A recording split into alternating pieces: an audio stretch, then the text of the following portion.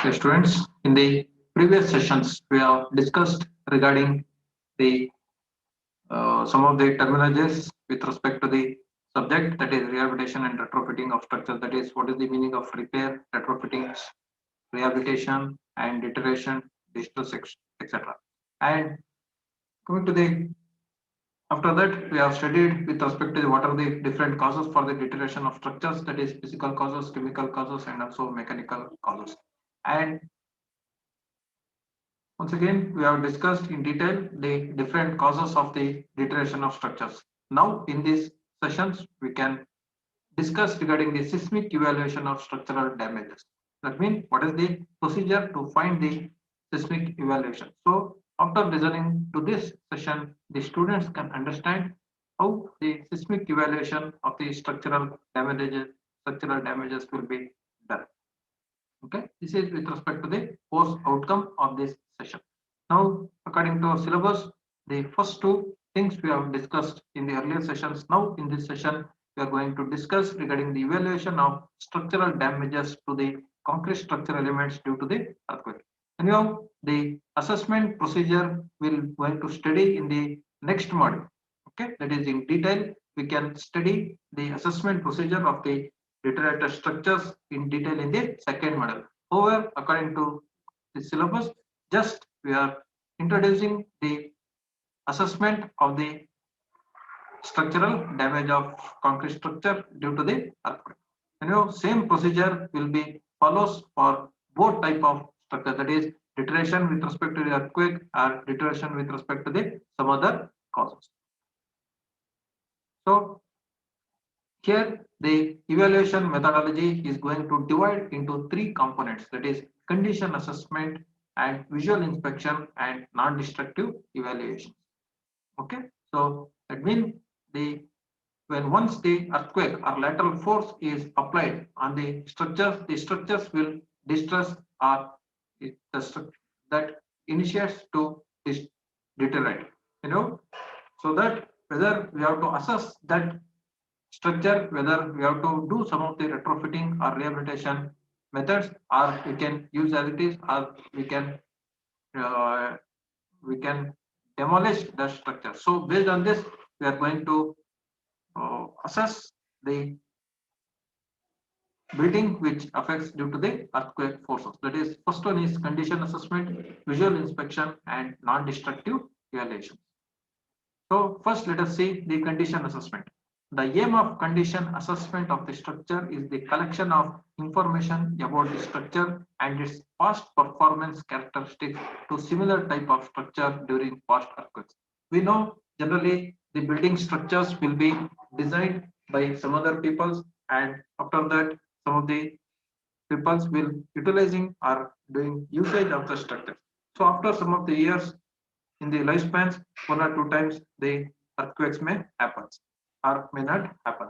So in this condition assessment, what we have to do? We have to do the collection of information about the structure. That means what is the codal provision they have satisfied while designing the structures, and what is the load they were applied, they were assuming while designing, and whether they have assumed any lateral force or earthquake forces while designing. Like this, we have to collect the information about the structures, and we have to take the performance of the structures when in any of its lifespan earlier the earthquake is happens.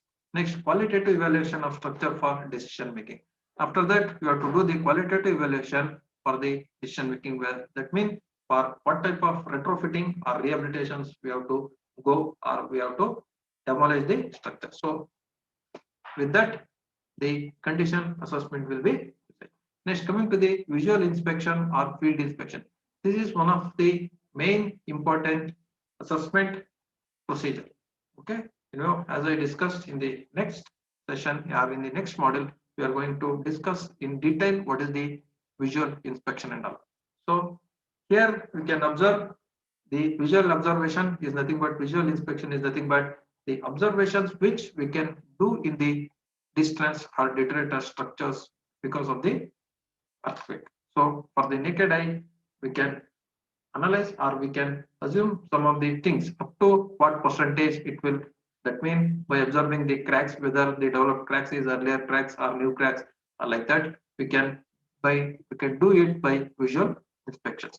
So procedure for visual inspection are we have to go through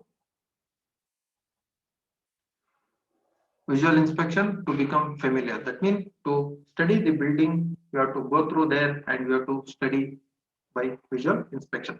Next, we have to collect the information of the design, construction, maintenance, and operation of the structures. So while assessing, we have to collect some of the information with respect to the design, construction, and maintenance. So that we have to collect some of the any drawing sheet is available or any design procedure what they adopted is available. Like that, we have to collect the information there. Next, plan to complete investigation. Next, we have to plan the investigation procedure. That means what is the type of test we have to do, whether we have to do any lab test or we have to do any non-destructive testing in the site itself. Like that, we have to plan the investigation procedure. Next, we have to perform a detailed visual inspection and observe the type of damages. So by doing the proper visual inspections, we can observe what is the type of damages it's occur. Whether it is a minor damages, just by doing some of the repair works, we can continue the usage of structures or whether we have to go for any other retrofitting structures like that. Next, we have to observe the damaged documents documented on sketches. Next, in the third, the non-destructive evaluation. That means in the non-destructive evaluations, we are going to do some of the non-destructive tests. We are having three different types of testing systems, that is destructive system, non-destructive system, and semi-destructive testing systems. So here in this assessment, that is evaluation assessment, we have to do the non-destructive evaluation. That means in the site conditions, we have to do some of the non-destructive testing systems. That means up to what percentage the structure is deteriorated or the structure will lose its stress. By doing some of the non-destructive evaluations, we can get an idea up to what percentage the structure will lose its stress. So with this, we can do or we can adopt some of the techniques to improve the load carrying capacity or the flexural capacity of the building or structural element.